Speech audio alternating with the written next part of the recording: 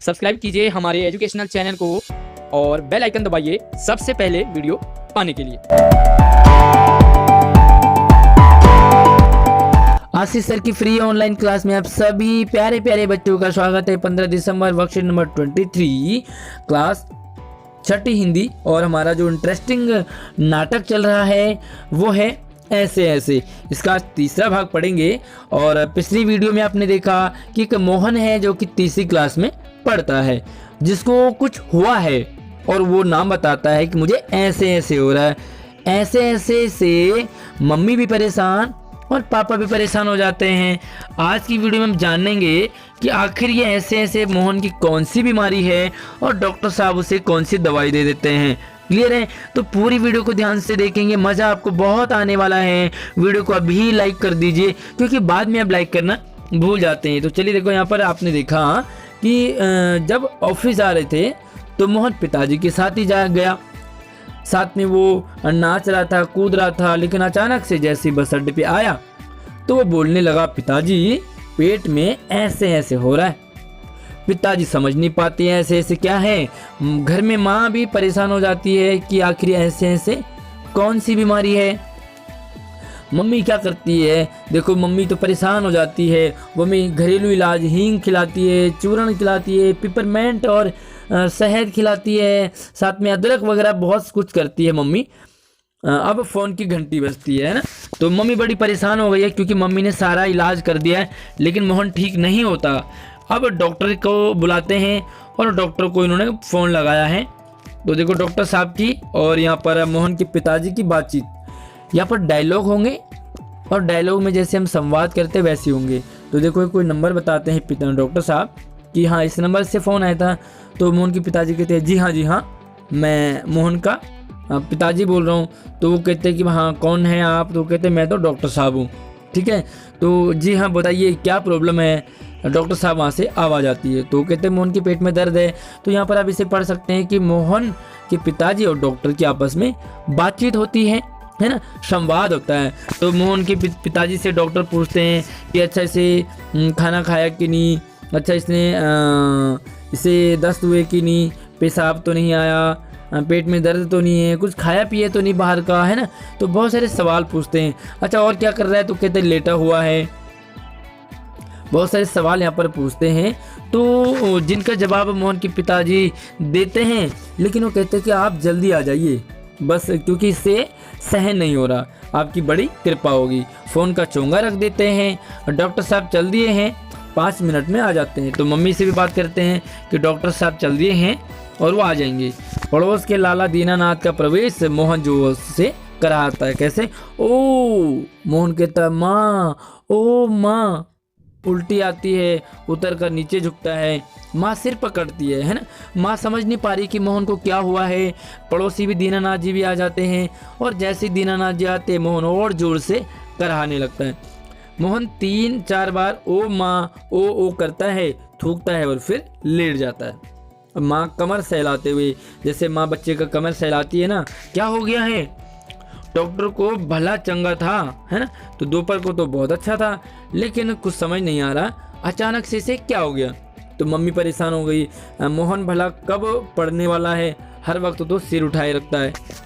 वैसे मोहन लेटता नहीं है, छोटे बच्चे लेटते कम हैं, लेकिन यहाँ पर उसे कुछ ऐसे ऐसे हुआ है जिसके कारण से लेटना पड़ता है। तो उसके बाद देखो दीनानाथ जी भी कहते हैं जी घर क्या पूरे पड़ोस में तो ये हुड़दंग मचाता है, इसे छेड़ उसे छेड़, इसको मारा उसको मारा और ना जाने ये बहुत सारे उल्टे काम करता है। तो पिताजी कहते बड़ा नटखट है। फिर माँ कहती है पर अब तो बेचारा कैसा थक गया है, मुझे तो डर है कि कल स्कूल कैसे जाएगा, है ना। तो माँ को प्रॉब्लम है, स्कूल भी जाना है सुबह। दीनानाथ जी कहते जी हाँ कुछ बड़ी तकलीफ है तभी तो रो रहा है ना। मामूली तकलीफ तो कुछ समझता ही नहीं। छोटे बच्चे होते हैं ना, छोटी छोटी प्रॉब्लम्स होती है तो वो परेशान नहीं होते हैं। पर कोई डर नहीं, मैं वैद्य को कह आया हूँ, वे आ रहे हैं। तो उन्होंने कह दिया कि देखो मैंने डॉक्टर को कह दिया है तो डॉक्टर साहब भी आते ही होंगे। अब मोहन फिर से तेजी से कराहता है, यानी कि जैसे रोना सा होता है ना, छोटे बच्चे करते हैं, अरे ओ माँ ओ माँ। माँ घबरा कर क्या क्या है बेटा बोलो क्या हुआ?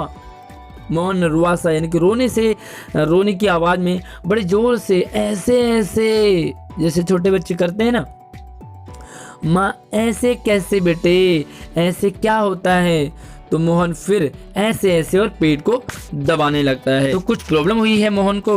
अब हम देखते हैं 2-3 सवाल हैं, आप मुझे कमेंट में ज़रूर बताइए कि आखिर मोहन को कौन सी बीमारी हुई होगी। आपके अकॉर्डिंग आपको क्या लगता है कि मोहन को क्या हुआ होगा। तो पहला सवाल है कि मोहन के ऐसे ऐसे कहने पर माँ घबरा रही है, तो माँ क्यों घबरा रही है। तो चलिए इसका आंसर मैं बता देता हूँ कि माँ के द्वारा सभी घरेलू उपचार, माँ ने सभी घरेलू इलाज कर दिए, है ना। मोहन ठीक नहीं हुआ, माँ को लगा कि शायद ऐसे ऐसे कोई नई बीमारी है, इसलिए माँ बहुत घबरा रही है। क्योंकि माँ ने हींग भी खिला दिया, चूर्ण भी खिला दिया, पिपरमेंट भी दे दिया, लेकिन मोहन ठीक ही नहीं हो रहा। लो माँ जब बच्चा परेशान होता है तो माँ बहुत घबरा जाती है ना।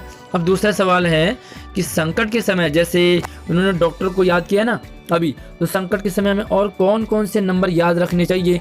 तो चलिए उनका मैं बताता हूँ कि जब हमें कभी प्रॉब्लम आती है तो हमें कौन कौन से नंबर याद करने चाहिए। तो इसका आंसर लिखोगे मुसीबत या आपातकालीन, यानी कि इमरजेंसी में हमें ये सारे नंबर याद रखने चाहिए। तो आप भी इन नंबरों को याद कर लीजिए। पहला नंबर है दिल्ली पुलिस, है ना।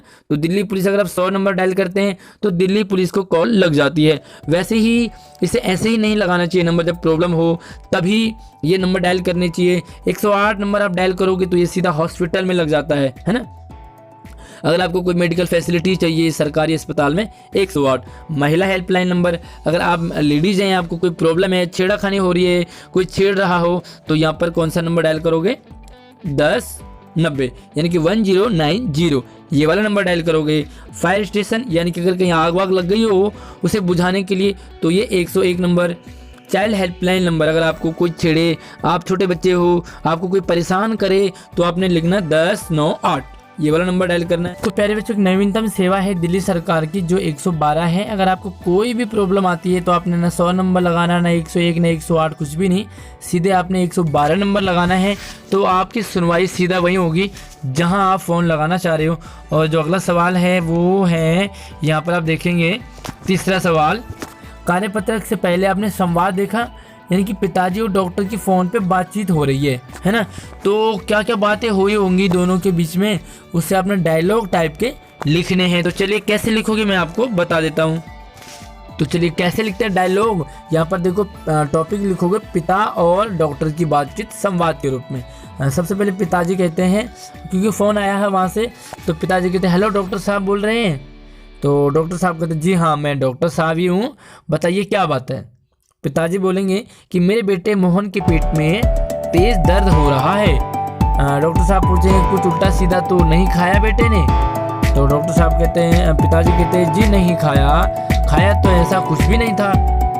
डॉक्टर साहब तो क्या कह रहा है मोहन।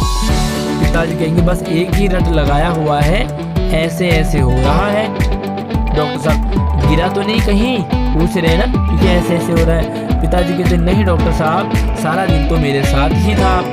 डॉक्टर साहब कहेंगे फिर खेल कूद रहा है या नहीं। तो पिताजी कहते नहीं सुबह से तो लेटा ही हुआ है। डॉक्टर साहब कहते हैं आप कहें तो मैं आके देख लेता हूँ। पिताजी कहेंगे जी डॉक्टर साहब जरा जल्दी आ जाइए। तो ये आपके लिए एक संवाद है। कैसी लगी वीडियो में ज़रूर कमेंट करके बताएंगे और वीडियो को लाइक कर दीजिए, अपने सभी दोस्तों को शेयर करेंगे। नई वीडियो में मिलते हैं, तब तक आप अपना ख्याल रखिए।